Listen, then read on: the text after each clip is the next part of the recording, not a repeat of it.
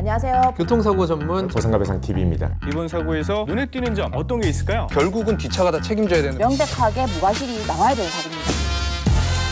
자, 안녕하세요. 매일 새로운 정보를 드리는 채널 보상가배상TV입니다. 자, 오늘은 우리가 교통사고를 나서요, 보험 처리, 그러니까 보험사하고 보상을 받아야 되는 것 외에 형사 합의를 해야 되는 사고들이 있죠. 12대 중과실 위반 사고라든지 아니면 교통사고 특례법 제외사항이다 라고 하는 사고에 대해서는 형사 합의를 따로 해야 되는데요. 제가 말했죠. 형사 합의를 한다는 거는 가해자가 의지가 있어야지만 해요. 막말로 가해자가 배째라, 나는 그냥 벌금 낼란다, 아니면 나는 그냥 징역 살란다 라고 이렇게 생각한다면 피해자가 굳이 가해자한테 연락해서 형사합의해 주세요 라고 할 필요는 없다라고 했죠. 그러면은 가해자가 이 형사합의금을 처음에 제안할 때는 거의 대부분 그렇습니다. 어떤 식이냐면요, 정말 죄송하다, 근데 자기가 돈이 없다, 자기 형편이 어렵다, 사업이 망했다, 아니면은 가족 중에 누가 아프다 라는 등 이런 식으로 합의금을 조정을 하게 되는데요. 그러면 우리 피해자 입장에서는 과연 얼마의 합의금, 내가 부상당하거나 아니면 우리 가족이 중상해다, 아니면 사망사고다 라고 했을 때 얼마의 합의금을 요구하는 게 적당할까, 거기에 대해서 한번 얘기해 보려고 합니다. 자, 사실 그래요. 정해진 합의금은 없습니다. 예를 들어 이렇게 생각하시는 분들이 있어요.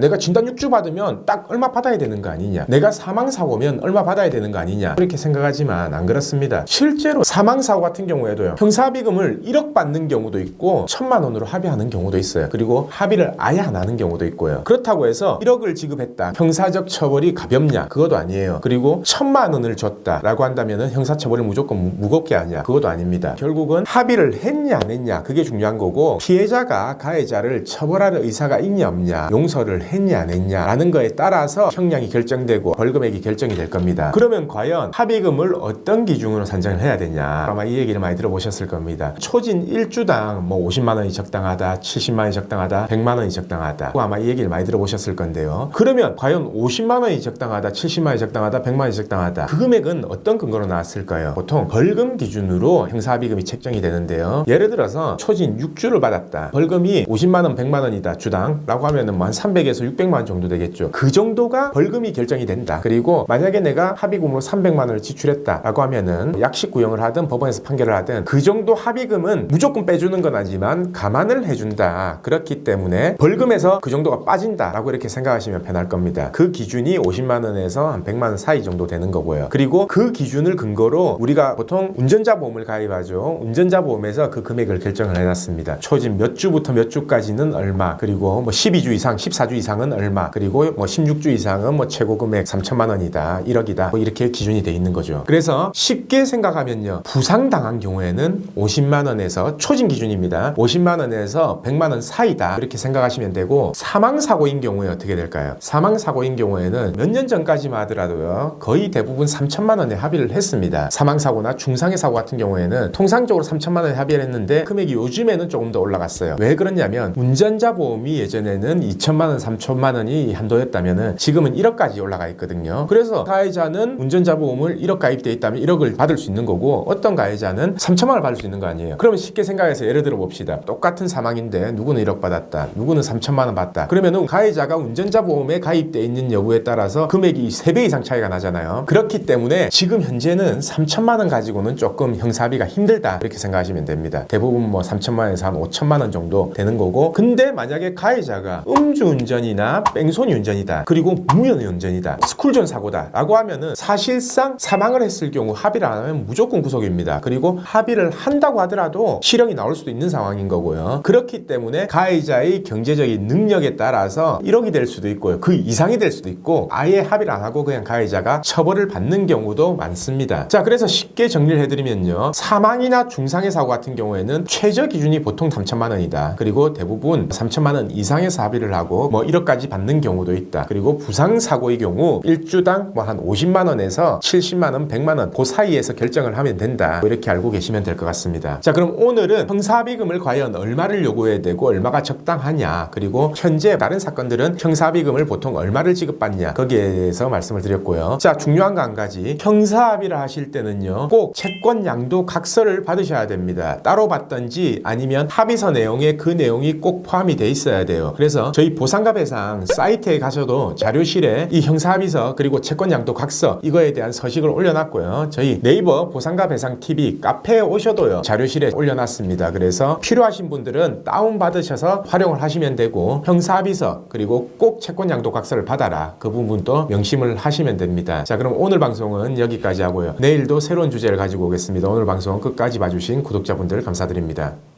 저희 보상가 배상 로펌은요, 전화, 카카오톡, 폰메일 상담, 카페 상담 등으로 상담받을 수 있습니다. 저희는 서울과 부산에 사무실이 있고요. 전국 번호는 1544-3102로 문의 주셔도 되고 카카오톡에서 보상가 배상을 검색하셔서 카톡으로 문의 주셔도 됩니다. 그리고 이 영상 댓글란을 보시면 메일로 신청하는 링크를 클릭하셔서 자세하게 작성해 주셔도 저희가 전화를 드리고 있습니다.